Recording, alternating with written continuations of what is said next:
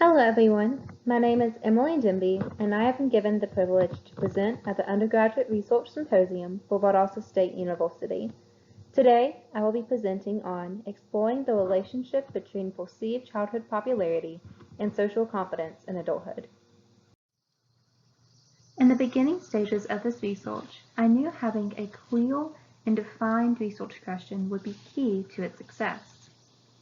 After debating, I decided to investigate to what extent does one's perceived childhood popularity relate to their adulthood social capability and confidence. While developing ideas for this research endeavor, I knew I wanted to focus on an interpersonal aspect of our lives. Specifically, I wanted to look at how early relationships impact our lives long term. In the United States, there is a current rise in mental health issues among U.S. adults. It has long been hypothesized that these mental health concerns are all propelled by societal influences. The assumed connection between these two topics, mental health and social influence, intrigued me and I wanted to look further. This research is conducted to discern if a relationship exists between childhood popularity and social confidence in adulthood. Before sending out the survey, I wanted to study the current understanding of youth popularity and adulthood social confidence. If research claimed it to have a positive or negative effect, and to what extent it impacted individuals. In a 2019 study conducted by Knoll, a belief that higher levels of popularity contributed to a higher risk for social anxiety was formed. This belief was shocking to me, as I had previously assumed that anxiety was more likely to occur among less popular individuals. Secondly, a 2015 study did confirm that the majority of mental disorders are anxiety-related among Americans today.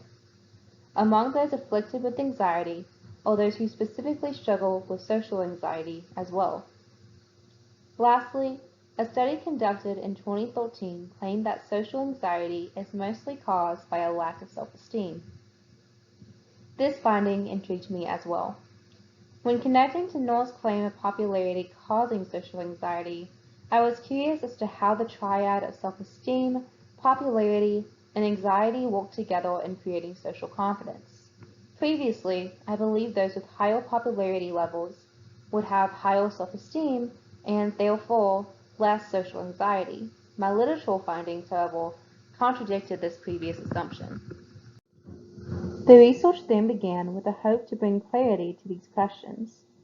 The research was conducted by a Qualtrics survey, which was administered by convenient sampling to gain participation, with college-age individuals being those at hand. 17 individuals participated in the study. After collecting all responses, data analysis took place by finding the means, standard deviations, and other helpful numerical data from the information given. Finally, I interpreted the data to gain clear insight into its meaning. The following survey questions were asked using a Likert rating scale of 1 to 7, with 1 being strongly disagree and 7 being strongly agree. The questions included in the study were: I was favored by the majority of my classmates in elementary and middle school. This question sought to gauge the individual's perceived popularity within a relatively young time period of their lives. The second question, popularity is based on being recognized as having influence, not having close relationships, sought to gain a greater understanding of how participants interpreted popularity and its meaning.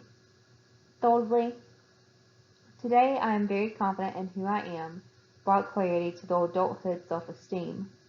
Lastly, I am confident in engaging in conversations with others, gave me insight into how they perceived their own social confidence. Of the 17 individuals who responded to the survey, 5 were male and 12 were female.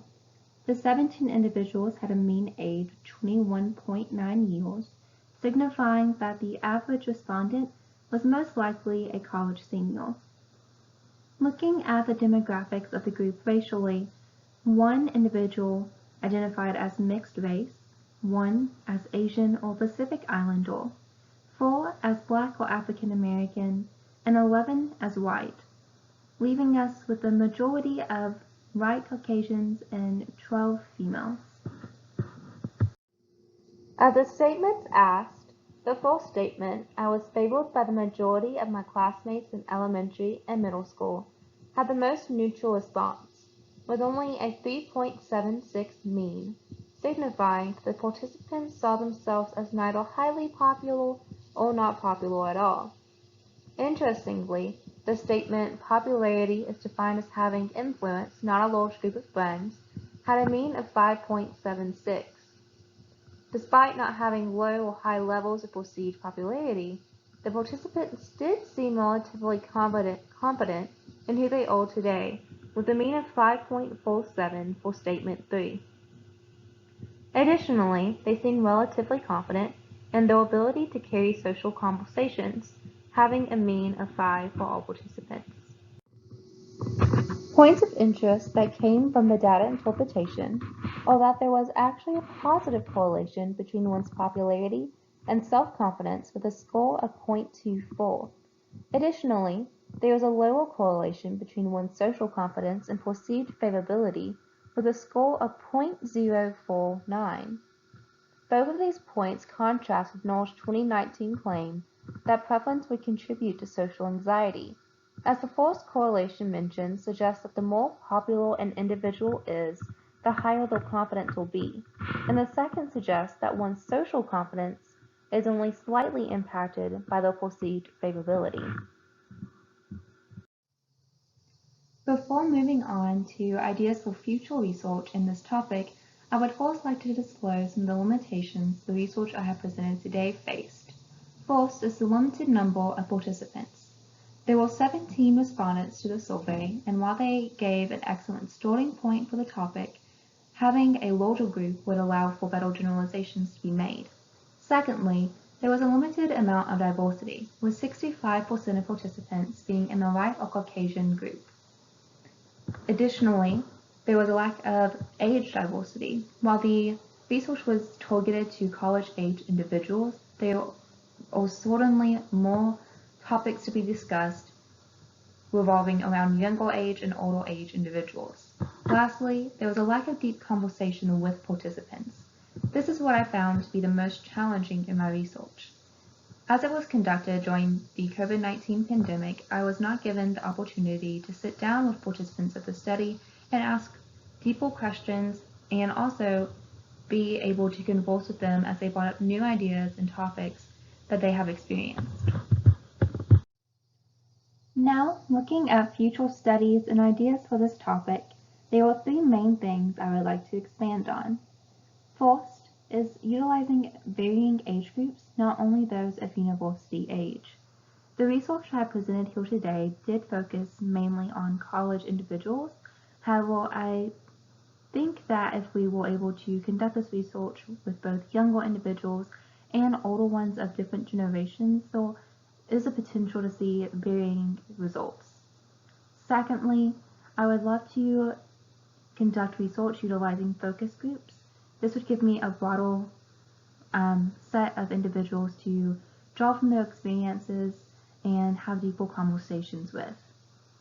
Lastly, one-on-one interviews would be fantastic, as I would be able to have deep conversations with participants, asking them more specific questions to their own experiences growing up, and also draw more connections as to how that could affect their future life as an adult or how it is affecting them today. And lastly, here are the citations that I utilized throughout this research. Thank you so much for joining me today, and I hope that you have an excellent rest of your day and that you've learned something new. Have a great day.